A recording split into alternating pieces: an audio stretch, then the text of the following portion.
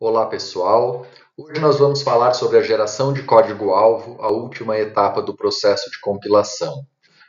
Nossos objetivos são identificar os tipos de códigos que podem ser gerados pelo compilador, compreender as atividades que são realizadas durante a geração de código e aplicar um algoritmo simples para a geração de código-alvo. A leitura recomendada para a aula de hoje são algumas seções do capítulo 8 do livro Compiladores, Princípios, Técnicas e Ferramentas, e informações complementares podem ser obtidas nas demais seções deste mesmo capítulo e também no capítulo 7 do livro Construindo Compiladores. Nas primeiras aulas da disciplina de compiladores, nós vimos essa figura demonstra as etapas que são realizadas para transformar um código-alvo num código executável. Então, a gente viu aqui no início da figura uma instrução em código-fonte, né, uma expressão aritmética, e ela vai passando pela análise léxica, sintática, semântica, vai sofrendo algumas transformações e, ao mesmo tempo, os erros são encontrados, né? E quando nenhum erro é encontrado, um código intermediário é gerado, como nós podemos ver aqui na parte de cima do lado direito da figura. Isso tudo, como a gente já viu, é conhecido como front-end do compilador, né? E ao mesmo tempo que ele faz a verificação dos erros e gera o código intermediário, uma série de informações são armazenadas na tabela de símbolos. Depois nós vimos que esse código intermediário é otimizado. E, por fim, esse código intermediário será transformado em código de máquina, como nós podemos ver aqui no final da figura, né, num código assembly. Então, o nosso objetivo hoje é entender essa última etapa aqui. Como um código intermediário otimizado pode ser transformado num código de máquina. Só reforçando, né, então, a etapa de geração de código, né, o gerador de código ele vai receber como entrada o código intermediário, lembrando que o código intermediário, se ele for gerado, é porque as etapas de análise léxica, sintática e semântica não encontraram erros no programa, e também a tabela de símbolos que guarda as informações sobre os identificadores daquele programa. O que essa etapa vai gerar como saída? Um código objeto, certo? Um código executável, que seja equivalente ao código-fonte, né, do ponto de vista semântico, tem o mesmo significado, e que aproveite da melhor forma possível os recursos da máquina. Aqui embaixo nós temos um resuminho, programa fonte entrando, aí aqui o que está resumido nesse retângulo chamado front-end são as etapas de análise léxica, sintática, semântica e geração de código intermediário. O front-end gera um código intermediário que vai ser passado pelo otimizador, gera um código intermediário otimizado, que vai para o gerador de código e gera o código objeto. Então, entender um pouquinho mais dessa última caixinha é o nosso objetivo. É importante nós termos em mente que a geração do código ela depende diretamente da arquitetura da máquina onde esse código vai ser utilizado. Então, começando lá no nível do hardware já, né, esse programa vai rodar numa máquina RISC, vai rodar numa máquina CISC, ou vai rodar numa máquina de pilha, né, geralmente são máquinas emuladas. Então, vocês devem ter visto em arquitetura as diferenças entre uma arquitetura RISC e uma arquitetura CISC, desde a quantidade de registradores, a quantidade de operandos, modo de endereçamento, e mais principalmente o conjunto de instruções. O próprio nome do RISC vem de Reduced, que tem um conjunto de instruções mais simples, mais reduzido. E a máquina CISC, o C vem de Complex, então, que é um conjunto maior, mais complexo de instruções. Então, tudo isso vai influenciar diretamente no projeto do compilador. O meu compilador vai gerar código para que tipo de máquina? E claro que, além da máquina, né, da arquitetura do hardware, do sistema operacional que ela vai no qual ela vai ser executado também importa. Um outro ponto importante é que tipo de código eu quero gerar. O compilador ele pode gerar linguagem de máquina absoluta. O que é linguagem de máquina absoluta? Linguagem de máquina, então, código binário. O programa já está pronto para rodar. E absoluto quer dizer que o endereçamento que ele usa para guardar as variáveis ou para se referir a outras instruções do código na hora de fazer desvios é absoluto, certo? Então, se ele está dizendo que eu tenho que acessar a variável que está na posição de memória 2000, sempre que o programa for executado, aquela variável vai estar na posição de memória 2000. Então, o programa, resumindo, vai ser executado sempre no mesmo endereçamento de memória. Se nós pararmos para pensar hoje, né, com os sistemas multitarefa, nós podemos rodar várias aplicações ao mesmo tempo, fica muito difícil eu garantir que o meu programa seja rodado sempre no mesmo espaço de memória, porque, eventualmente, numa determinada vez que eu abro o programa, aquele espaço já vai estar alocado. Por isso que hoje se usa a linguagem de máquina relocável. Por quê? Porque nós vamos gerar endereços relativos. Vocês lembram lá da aula sobre ambientes em tempo de execução? Então, eu vou assumir que a primeira instrução do programa está guardada na posição 0. E a variável que eu quero acessar está na posição 2000, ou seja, 2000 bytes para frente daquela posição 0 relativa. Na hora que o sistema operacional aloca o programa dentro da memória, o que vai acontecer? Esses endereços são ajustados. Se o meu código foi alocado lá na posição 1500, por exemplo, então a variável que estava 2000 bytes para frente, 1500 mais 2000, 3500. Então, na hora que eu preciso acessar aquela variável, eu vou acessar a posição 3500 de memória. Isso nos dá uma flexibilidade muito maior, certo? Isso aí vai permitir também que nós possamos juntar partes ou módulos que foram compilados separadamente, certo? E uma terceira abordagem é gerar em código assembly. Aí isso é muito mais fácil, né, gerar código objeto em assembly do que gerar em código de máquina, seja relocável ou seja absoluto. Então é muito mais simples, só que é claro que eu estou agregando um tempo a mais na execução do programa, porque a gente sabe que o processador não executa assembly, ele executa código de máquina. Então eu preciso ter um montador, né, que é uma figura que está ali junto com o sistema operacional, para fazer a tradução do código assembly gerado para o código de máquina. Nessa figura a gente pode ver bem, né, um resumo aqui de como o compilador interage na hora de executar o programa. A gente tem um processador, né? São programas que vêm antes. Agora, quando o compilador executa, se ele gera um código objeto em assembly, eu vou ter que passar por um montador. O que esse montador vai fazer? Ele vai transformar o código em assembly em código de máquina, um código de máquina relocável. Esse código de máquina relocável vai ter que ser passado por um editor de ligação e por um carregador. É quem vai fazer a junção dos diferentes módulos e a atualização daqueles endereços que eu comentei no slide anterior. Se o meu compilador gera um código de máquina absoluto, eu não preciso nem do montador e nem desse carregador aqui, o meu código já está pronto. Certo? Se ele gera um código de máquina relocável, eu não preciso do montador, eu preciso só do editor de ligação e do carregador. E se ele gera um código assembly, nós vamos precisar dessas duas ferramentas aqui. Lembrando que tanto o montador, quanto o editor de ligação, quanto o carregador, eles trabalham, né, em parceria, trabalham juntos com o sistema operacional. Bom, entendendo essas diferenças dos tipos de código que nós podemos gerar, ou independente de que tipo de código nós vamos gerar, o gerador de código ele tem 3 tarefas bem específicas que ele precisa executar. A primeira é a seleção de instruções. Que instruções da máquina-alvo, seja código de máquina binário ou seja em assembly, né? Que instruções eu vou usar? Segundo, o escalonamento das instruções, em que ordem eu vou colocar essas instruções. Nem sempre a ordem que veio no código intermediário é a melhor ordem. Às vezes, invertendo as ordens de algumas instruções, eu consigo otimizar o meu código ainda mais.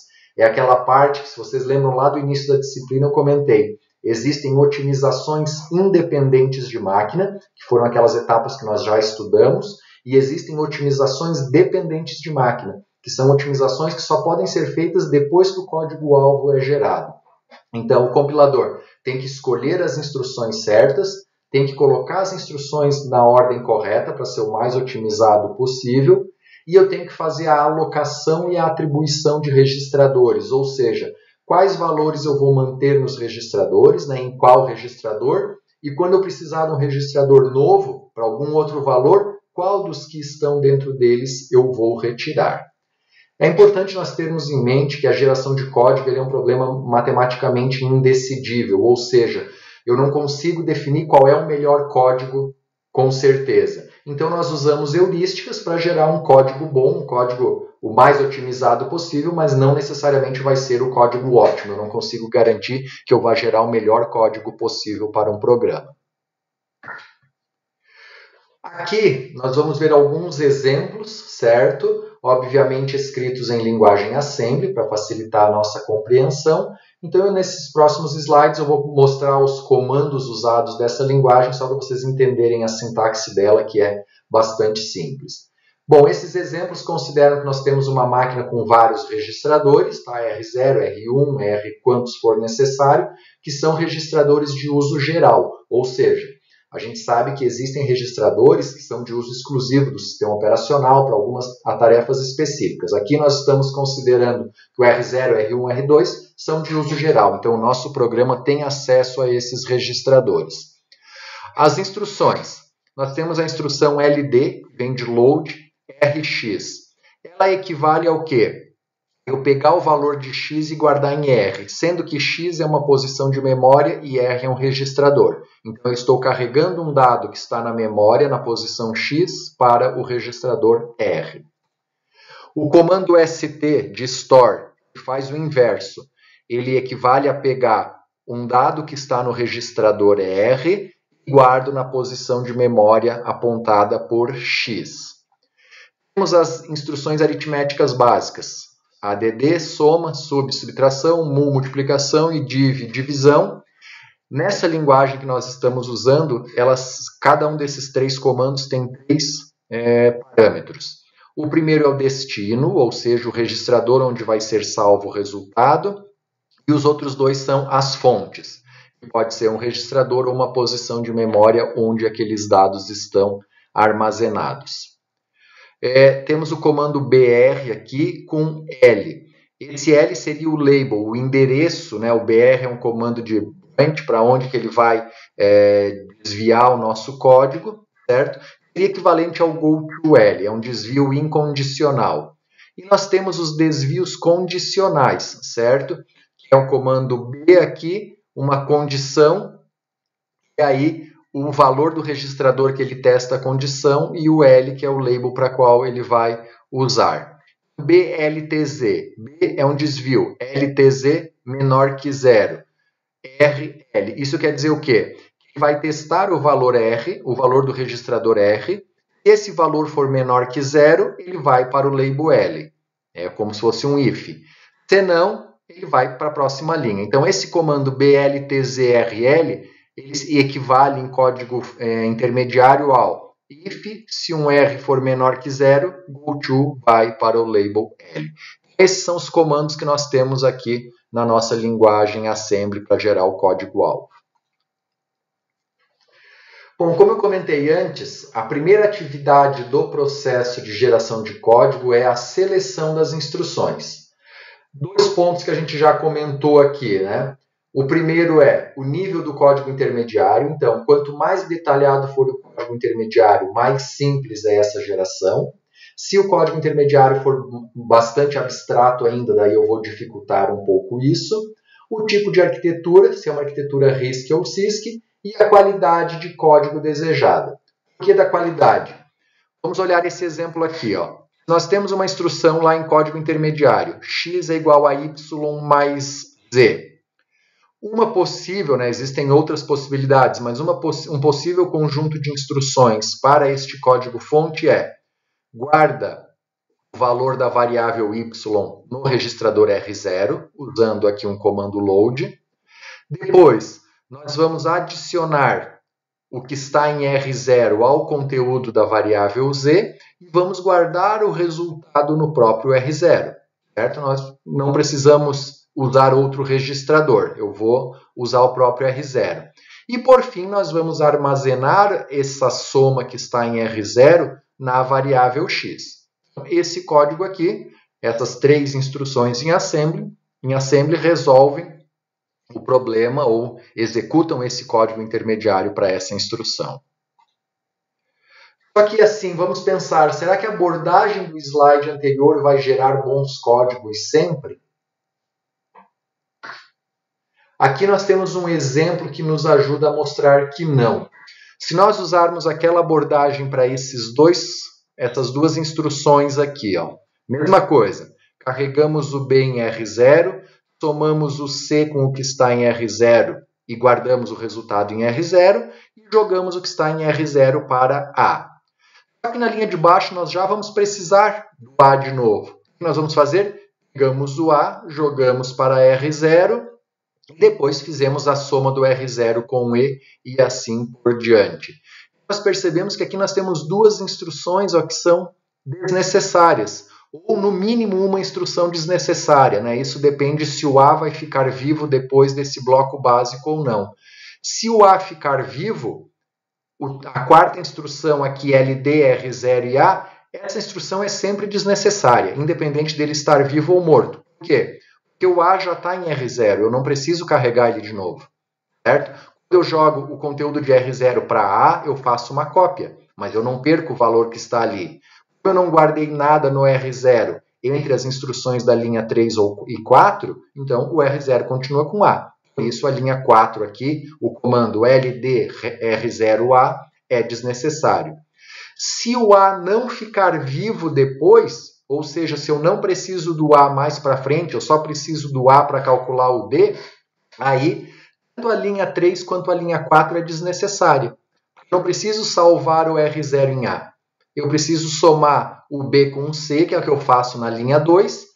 Essa soma B com C está no registro R0. Então eu posso pular a linha 3 e 4 e vou lá para a linha 5, onde eu pego o registrador R0, que é o B mais C, e somo com o E.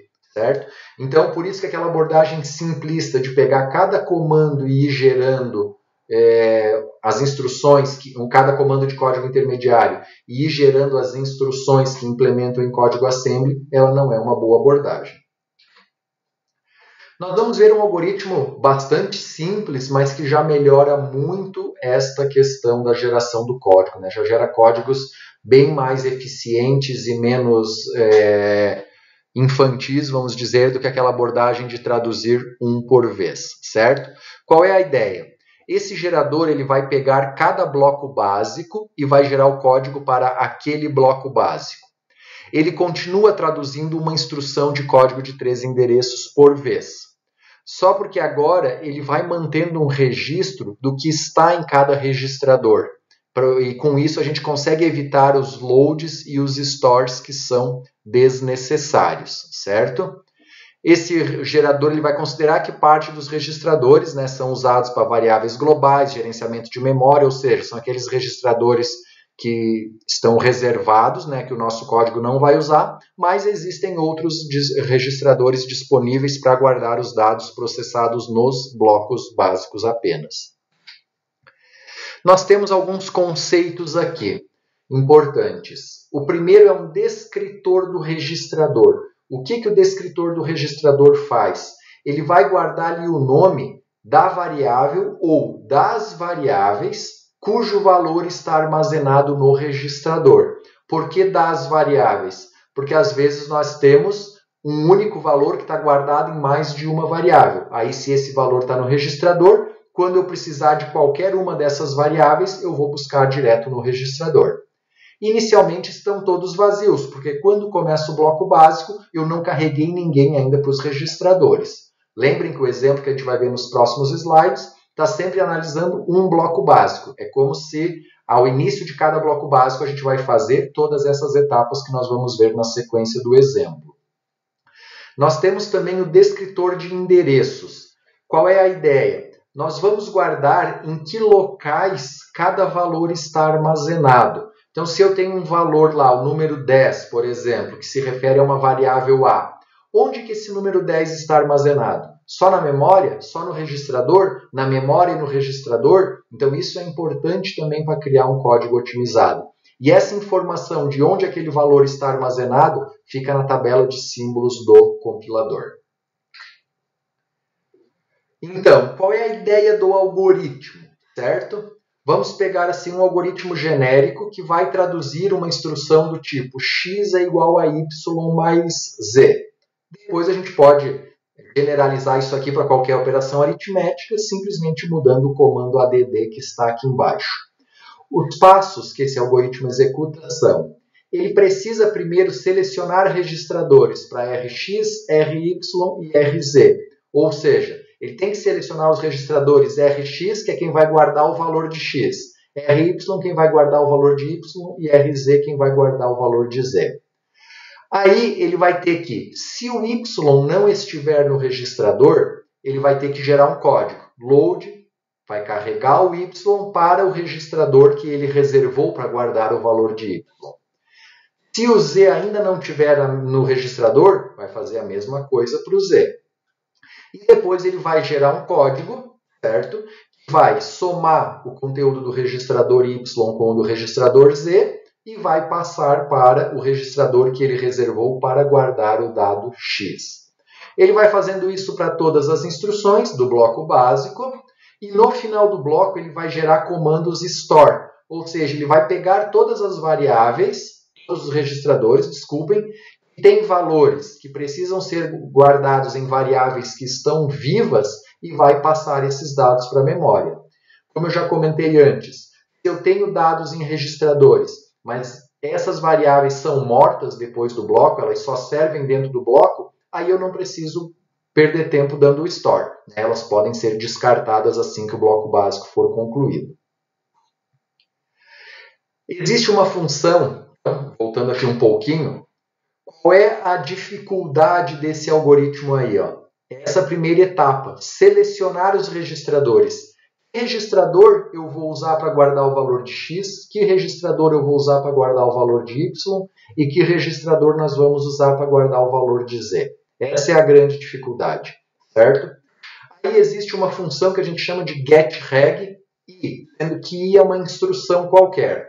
Então nós vamos passar para essa função uma instrução em código de 3 endereços e essa função ela vai retornar quais são os registradores que vão ser usados para cada uma das variáveis utilizadas naquela instrução, certo? Então ele vai acessar tanto o descritor de registrador e o descritor de endereços, além de outros dados, como que variáveis estão vivas ao final do bloco, para dizer em que registrador cada variável deve ser armazenada.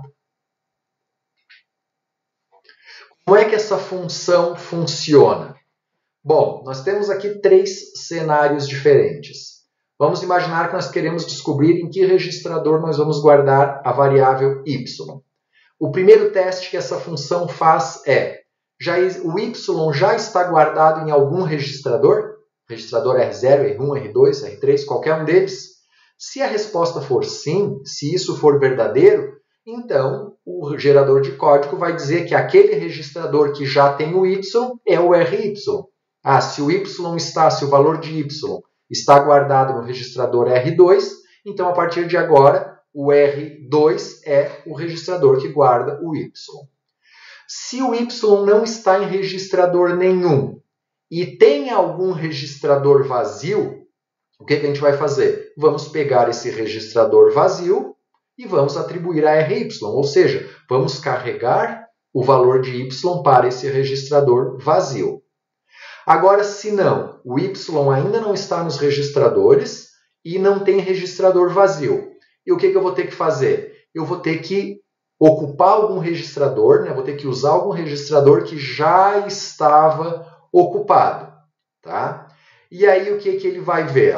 Se as variáveis no descritor do registrador candidato, então eu peguei lá um R3, por exemplo, se elas estiverem em outro local, então vamos imaginar assim, eu estou tentando o R3. O R3 ele guarda um valor que aqui no slide eu chamei de V. Bom, esse valor V, ele também está na memória do computador ou ele está só no registrador? Se ele estiver na memória do computador, que é a primeira situação dessas duas últimas aqui, se ele também estiver na memória, eu simplesmente pego aquele registrador e começo a usar. Por quê? Porque o dado já está salvo na memória. Agora, no pior caso, que é o Y não está no registrador não tem registrador vazio e o registrador que eu estou tentando usar, o dado está salvo só nele, não está na memória. Aí eu sou obrigado a criar uma instrução do tipo store. Eu vou pegar o dado que está no registrador R3, por exemplo, guardo lá na posição de memória correspondente à variável V. Aí, posteriormente, eu posso pegar esse registrador, que eu usei no exemplo R3, e guardar o dado do Y ali dentro. Por quê? Porque o seu valor já foi salvo na memória. Nós vamos fazer agora um exemplo, né, vamos ver, na verdade, a geração do código-alvo para esse bloco básico aqui, que possui 5 instruções em código de 3 endereços. E aqui nós temos algumas observações importantes. Ó. A, B, C e D são variáveis que estarão vivas no final do bloco. Então, quando acabar o bloco, todos esses dados precisam ser salvos na memória do computador. E T, U e V são variáveis temporárias, locais ao bloco. Então, eu não preciso salvá-las na memória. Eu posso perder esses dados quando o nosso bloco básico for encerrado. Como é que funciona? Esse primeiro vetor, vamos dizer assim, que está com R1, R2 e R3, é o que nós vimos antes como um descritor de registrador. Ele vai dizer o que está salvo em cada registrador. Aqui do lado nós temos o descritor de endereços, que vai do A até o V. Aqui nós temos uma posição para cada uma das variáveis envolvidas no bloco básico. E as variáveis que já têm valores no início do bloco básico, eu já digo aqui onde eles estão armazenados. E as variáveis que estão em branco, o V no caso, é porque essas variáveis não têm nada armazenado nelas ainda. Então, como é que nós entendemos essa primeira linha aqui? Ó?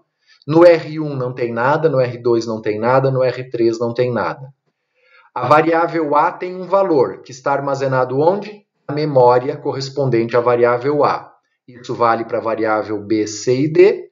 E as variáveis T, U e V, elas estão vazias.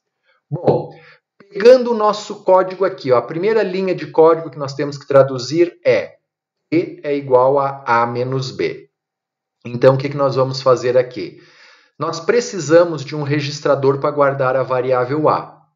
Existe registrador vazio? Sim, temos 3 registradores vazios. Então, nós vamos dar um comando de load. Vamos guardar o A em R1. Até voltando um pouquinho, né? O primeiro passo, antes de carregar, é verificar a variável A já está em algum registrador? Lembra que o primeiro passo era ver se ela já estava em registrador. Ela não está. Então, nós vamos para o segundo passo, que é registrador vazio? Sim. Então, guardo o A em R1. O B é a mesma coisa. O B está em algum registrador? Não, não está. Então, eu preciso registrador vazio? Então, vamos guardar o B. Então, executamos aqui load o A para R1, load o B para R2, depois nós vamos fazer um sub.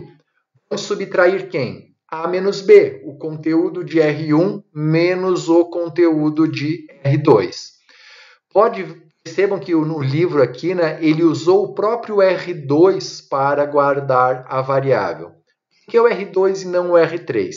Depende da forma que nós implementarmos. Se nós quiséssemos usar o R3, poderíamos usar o R3 também. Só porque, como eu não vou precisar mais do valor de B, certo? Eu posso otimizar isso aí e usar o registrador onde estava o B para guardar o resultado que é o T. É isso que está sendo representado nessa segunda linha de valores aqui. Ó.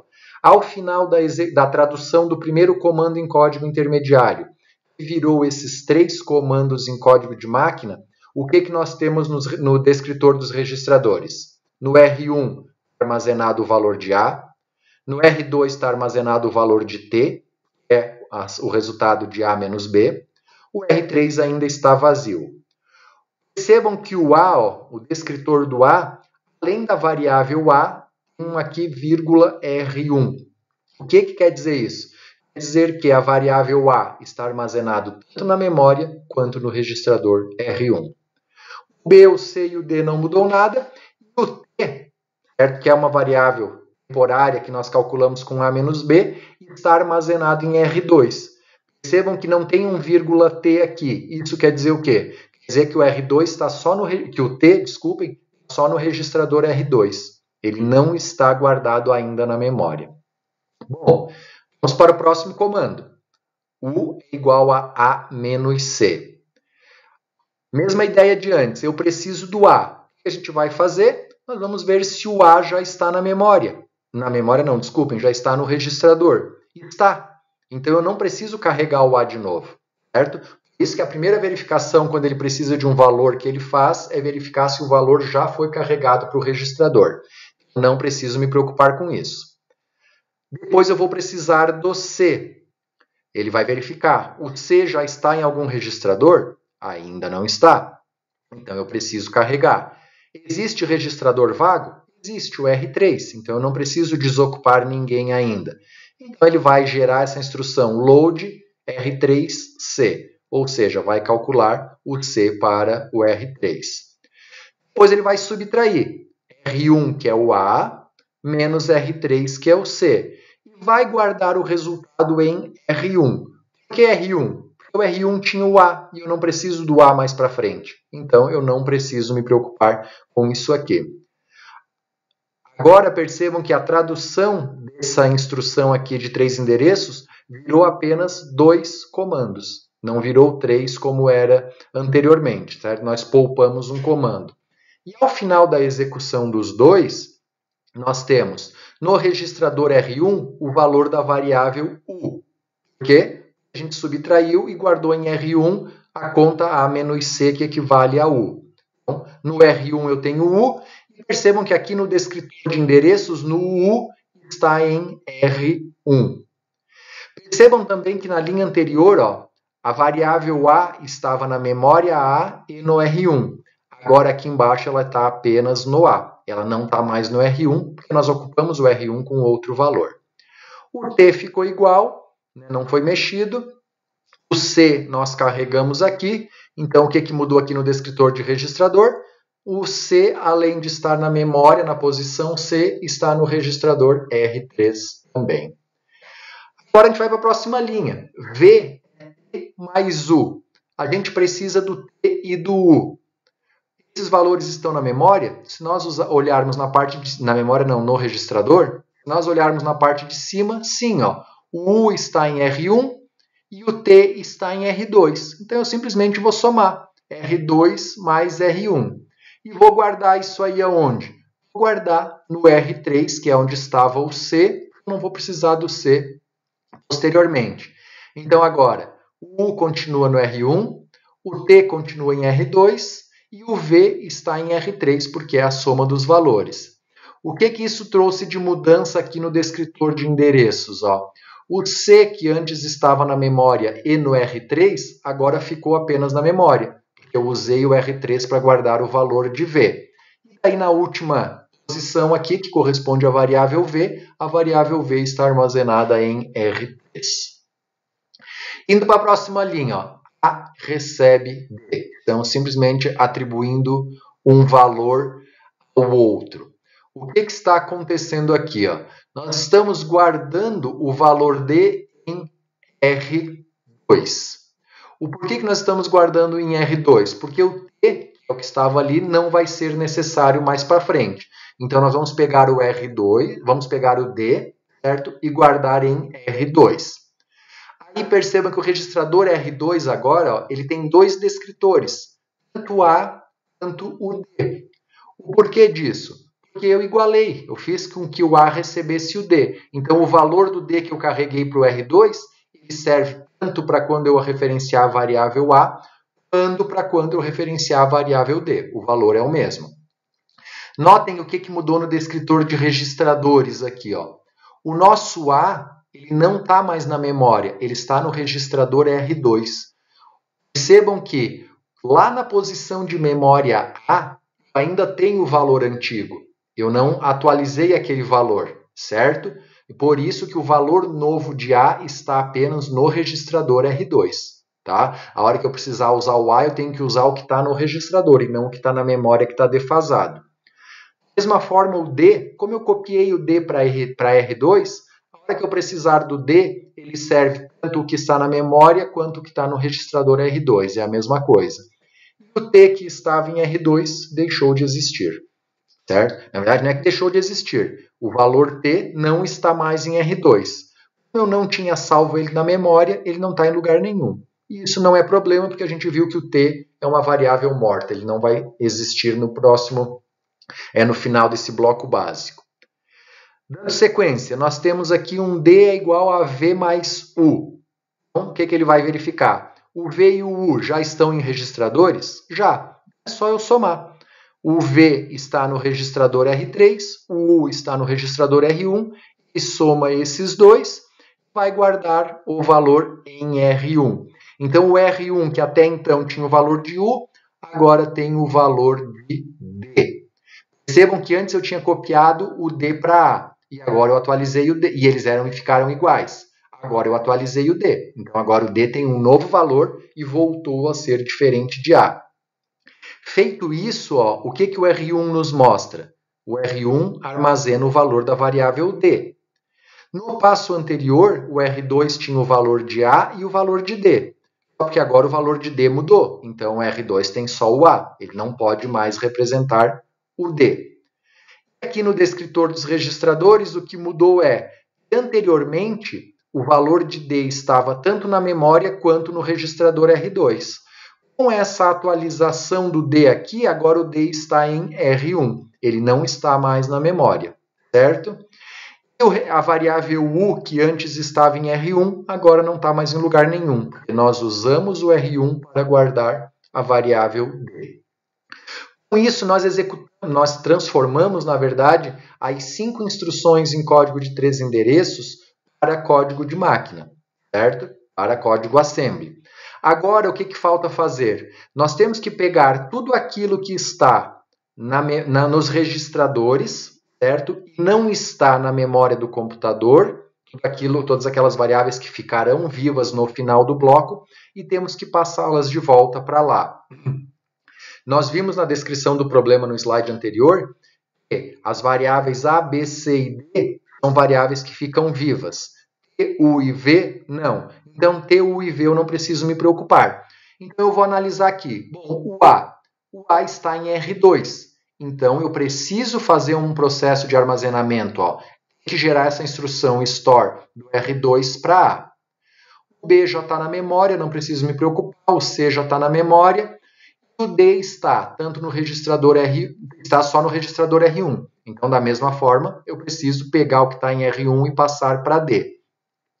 E nós vimos aqui no final, então, depois de gerar todo o código de 3 endereços para esse bloco básico, né, no final, o R1 ficou com D, A e V, mas esses registradores vão ser limpos para começar o mesmo processo no próximo bloco básico, certo? E aqui na memória nós temos os dados das variáveis que ficaram salvas.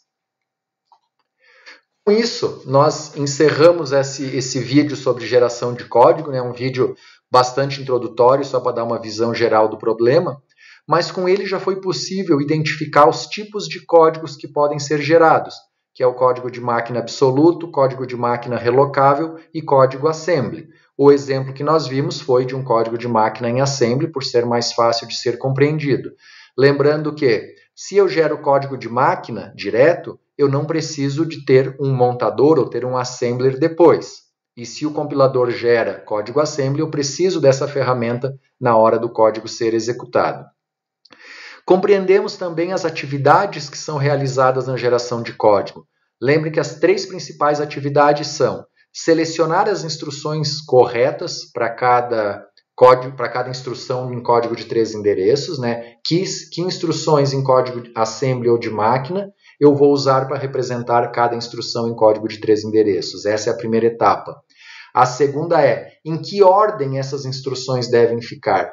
Como nós fizemos um exemplo bem simplesinho ali, a gente não precisou mexer ainda na ordem das instruções, mas a gente já viu que o simples fato de controlar os registradores já permite com que a gente elimine uma série de instruções. E a terceira tarefa é justamente a alocação dos registradores. Que registradores usar para cada dado? E aí o último objetivo é aplicar um algoritmo simples para a geração de código-alvo. Então nós vimos ali no exemplo, esse algoritmo que, num primeiro momento, ele vai identificar que registradores ele vai usar. Então lembrando que a sequência sempre é: o dado que eu quero já está em registrador? Sim, se estiver, eu uso aquele registrador.